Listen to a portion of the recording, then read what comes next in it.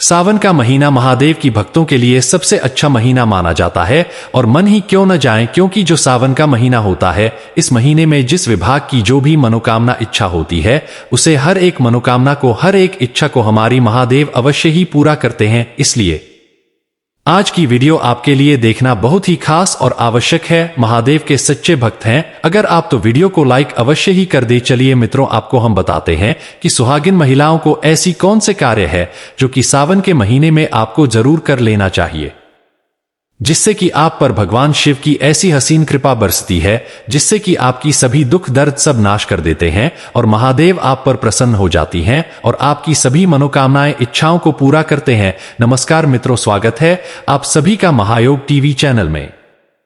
आपको बता दें कि सावन का महीना महादेव और माता पार्वती के पूजन का महीना है।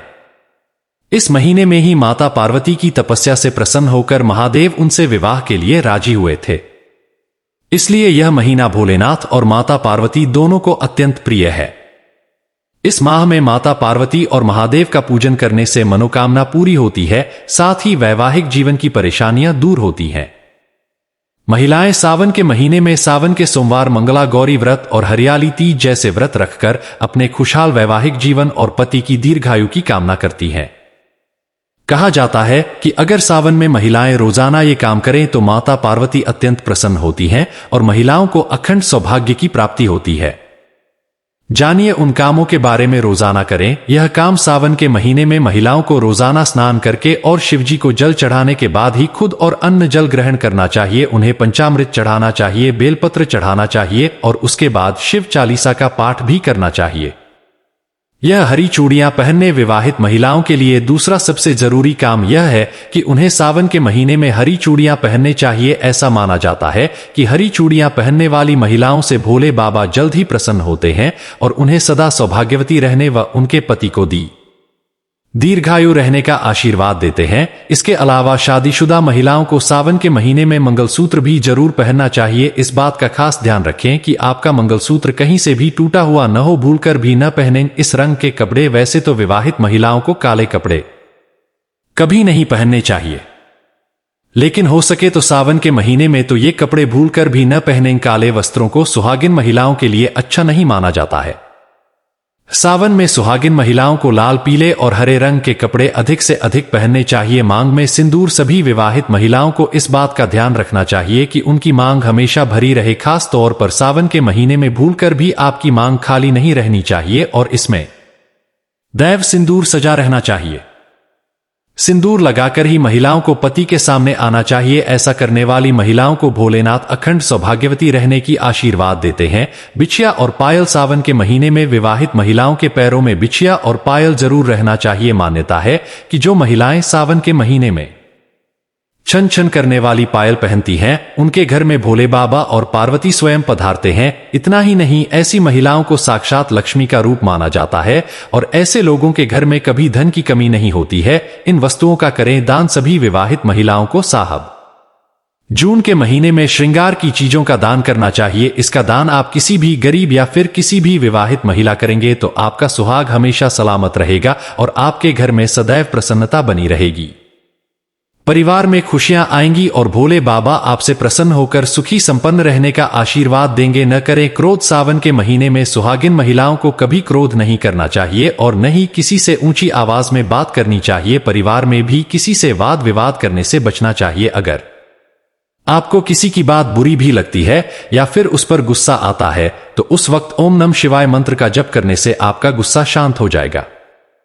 ऐसा करने से आपके घर में क्लेश नहीं होता है। हाथों पर मेहंदी। सावन के महीने में सभी विवाहित महिलाओं को हाथों पर मेहंदी जरूर लगानी चाहिए। हाथों पर हरी हरी मेहंदी लगाना सुहागिन महिलाओं के लिए बहुत शुभ माना जाता है और ऐसा करने से उन्हें माता पार्वती का आशीर्वाद प्राप्त होता है। इसे सुहाग की निशानी माना जाता है।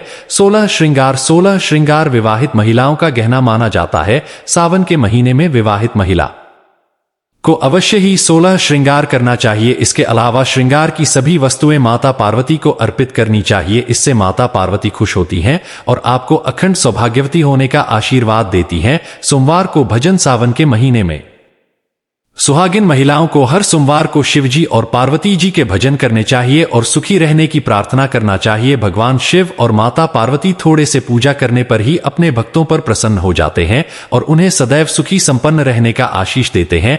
भगवान शिव की विशेष कृपा पाने के लिए सावन का महीना महत्वपूर्ण माना जाता है। आज से सावन का शुभारंभ हो चुका है। कहा जाता है कि इस महीने शिव आराधना से मनोकामना जल्द ही पूरी हो जाती, लेकिन इस दौरान कामों को करना पूरी तरह से वर्जित होता है। इन कामों को न करने पर ही भोले बाबा अपनी कृपा बरसाते हैं। ऐसे में आइए जाने अध्यात्म ही नहीं वैज्ञानिक मतों से भी सावन में न किए जाने वाले इन कामों के बारे में। हर रोज सुबह स्नान के बाद शिवलिंग पर जल चढ़ाएं, इसके बाद ही कुछ ग्रहण करें। सावन घर इस नियम का पालन करने से महादेव और मां पार्वती दोनों की कृपा प्राप्त होती है। यह काम महिलाओं के अलावा पुरुष भी कर सकते हैं। चोरियों को श्रृंगार का अहम हिस्सा माना जाता है। सावन का महीना हरियाली से भरा होता है। ऐसे में इस महीने में महिलाओं को हरे रंग की चूड़ियां पहनने चाहिए। इससे मां गौरी अत्यंत प्रसन्न होती हैं। दौड़ सावन के दिनों में महिलाओं को सुहाग का सामान माता पर चढ़ाना चाहिए और दान भी करना चाहिए। इससे माता रानी प्रसन्न होती हैं और अखंड सौभाग्य प्रदान करने के साथ पति की दीर्घायु का आशीर्वाद देती हैं। सावन के महीने में मेहंदी लगाना भी बहुत शुभ माना जाता है। मेहंदी सुहाग की निशानी होती है, इसलिए इस माह में एक बार मेहंदी जरूर लगवाएं। हरियाली तीज पर मेहंदी का विशेष महत्व है। महादेव को भोलेनाथ भी कहा जाता है क्योंकि वे बहुत शीघ्र प्रसन्न होते हैं। वहीं सावन के महीने में उन्हें प्रसन्न करना और भी आसान होता है। महादेव की प्रसन्नता देखकर माता गौरी भी अत्यंत आनंदित होते हैं। इसलिए सावन के महीने में महिलाओं को महादेव के भजन गाने चाहिए। इससे उन्हें शिव और गौरी दोनों की कृपा प्राप्त होती है। सावन के महीने में किसी भी तरह के वाद विवाद या झगड़े से बचना चाहिए। यह महीना आनंद का महीना होता है। इसमें महादेव और माता का ध्यान करना चाहिए। यदि क्रोध आए तो ओम नमः शिवाय मंत्र का जाप करें।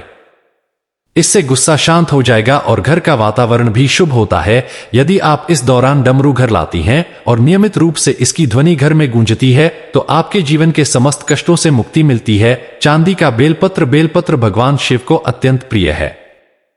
ऐसा माना जाता है कि बेलपत्र किसी भी रूप में भगवान शिव को स्वीकार्य होता है, बस उसकी पत्तियां कतई नहीं होनी चाहिए। यूं कहा जाए कि बेलपत्र के बिना भगवान शिव की पूजा अधूरी मानी जाती है। ऐसी मान्यता है कि सावन के महीने में यदि आप भगवान शिव को चांदी का बेल पर चढ़ाती हैं तो यह अत्यंत लाभदायक माना जाता है। इससे आपकी समस्त मनोकामनाएं पूरी हो सकती हैं और कष्टों से मुक्ति मिलती है। शमी का पौधा, शमी की पत्तियां भगवान शिव को मुख्य रूप से चढ़ाई जाती है। मान्यता है कि यह भगवान शिव की सबसे प्रिय चीजों में से एक है। सावन के पूरे महीने में यदि आप शमी की पत्तियां शिवलिंग पर अर्पित करती हैं तो घर में सदैव समृद्धि बनी रहती है। ऐसे ही यदि आप शमी का पौधा घर में सावन के महीने में लगाती हैं तो सदैव समृद्धि बनी रहती है। यदि आपके घर में शमी का पौधा है तब भी इस महीने नया पौधा घर में जरूर लाएं। यदि आप सावन के महीने में यहां बताए कुछ चीजें घर में लाएंगे तो पूरे साल आपके घर में भगवान शिव की कृपा दृष्टि बनी रहेगी। अगर आपको यह स्टोरी अच्छी लगी हो तो इसे फेसबुक पर शेयर और लाइक जरूर करें। इसी तरह और भी आर्टिकल पढ़ने के लिए जुड़े रहें। हर जिंदगी से अपने विचार हमें कमेंट बॉक्स में जरूर भेजें। तुलसी की करें सेवा। सावन का महीना तुलसी की सेवा के लिए सबसे उत्तम माना जाता है। वास्तव में तुलसी का भी बहुत महत्व होता है। उत्तर दिशा में मिट्टी के गमले में तुलसी का पौधा लगाएं। इससे न केवल घर का वातावरण शुद्ध होता है बल्कि पूर्वजों का आशीर्वाद भी प्राप्त होता है। कुंवारी कन्याएं यदि अपने हाथ से तुलसी लगाएं तो उन्हें योग्य वर की प्राप्ति होती है। ऐसी मान्यता है। धतूरे का पौधा लगाएं। भगवान शिव को धतूरा अति प्रिय है, इसलिए इसका प्रयोग उनकी पूजा में किया जाता है। मान्यता है कि ऐसा करने से व्यक्ति भयमुक्त होता है और उसके जीवन में समस्याओं का निवारण शीघ्र हो जाता है। सावन के महीने में आप घर के बाहर धतूरे का पौधा लगा सकते हैं। मित्रों, सावन के महीने में कुछ ऐसी कारक होते जो आपको बोलकर भी नहीं करना चाहिए। उन्हीं कार्यों के बारे में भी अब हम जान लेते हैं। मित्रों, अभी तक आपने वीडियो को लाइक न किया हो और चैनल को सब्सक्राइब न किया हो तो जरूर ही कर ले। वीडियो को लाइक, चैनल को सब्सक्राइब और ज्यादा से ज्यादा हमारी जो मारता है बहाने होती है उन्होंने तक इस वीडियो को ज्यादा से ज्यादा शेयर करें। बेहतर सेहत के लिए शुद्ध और पौष्टिक आहार के साथ उसकी तासीर और प्रवृत्ति पर भी विशेष ध्यान देने की सलाह दी जाती है। इस मौसम में क्या खाना चाहिए क्या नहीं, इसका आयुर्वेद में विस्तृत अध्ययन मिलता है। हिंदी कैलेंडर के अनुसार इस समय सावन का महीना चल रहा है। यह महीना देश में मानसून का माना जाता है। आयुर्वेद विशेषज्ञों के मुताबिक इस मौसम में सभी लोगों को खानपान को लेकर विशेष सावधानी और सतर्कता बरतते रहने की आवश्यकता होती है। अन्य मौसम में प्राय शरीर के लिए फायदेमंद मानी जाने वाली कुछ चीजों का सावन के महीने में सेवन करना कई तरह की समस्याओं का कारण बन सकता है। सावन का महीना मानसून के समय वाला होता है। ऐसे में इस महीने में वातावरण की आर्द्रता के कारण कई तरह के बैक्टीरिया और वायरस के उपजने का जोखिम होता है। ऐसे में खानपान को लेकर बरती गई किसी भी तरह की लापरवाही आप में पाचन तंत्र की समस्याओं का कारण बन सकती है। पत्तेदार सब्जियों की मनाही वैसे तो हरी और पत्तेदार सब्जियों को पोषण और स्वास्थ्य के लिहाज से काफी फायदेमंद माना जाता है, फिर भी श्रावण मास के दौरान इन से बचना चाहिए। इसका मुख्य कारण इन पत्तियों पर बैक्टीरिया या वायरस के उपजिन्हे का जोखिम होता है। बारिश के दौरान इनका सेवन पित्तरस के अतिरिक्त स्राव का कारण भी बन सकता है, जिसके कारण पेट में कई तरह की समस्याओं का खतरा रहता है। दूध को लेकर क्या है सलाह? दूध को आमतौर पर स्वास्थ्य के लिए अच्छा माना जाता है, लेकिन सावन के महीने में इसका नियमित सेवन करना चाहिए। विशेषज्ञों का कहना है मानसून के इस मौसम में दूध के कारण शरीर में पित्त रस बढ़ सकता है। दूध की जगह आप दही, लस्सी आदि का सेवन कर सकते हैं।